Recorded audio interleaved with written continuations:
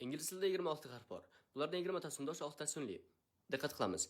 A, B, C, D, E, F, G, H, I, J, K, L, M, N, O, P, Q, R, S, T, U, V, W, X, Y, Z.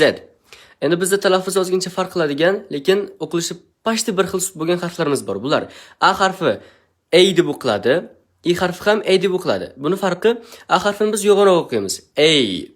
Ichkidagi I harfini esa biz ikki yonog'imiz yoyqib yoyish orqali chiqaramiz. I. A.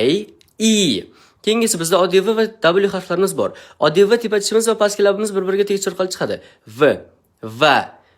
W esa labimizni halqasimoq qilish orqali chiqaramiz. Water. Keyingi esa bizda R harfi. R harfini aytishingizda siz R ni ushlab turib, shamolga tilingiz borib kelish shart emas. Ozgincha urg'ib bersangiz yetarli. R. Xuddi shu shaklda bo'ladi. Manfaatli bo'lgan bo'lsa, xursandman. Assalomu alaykum.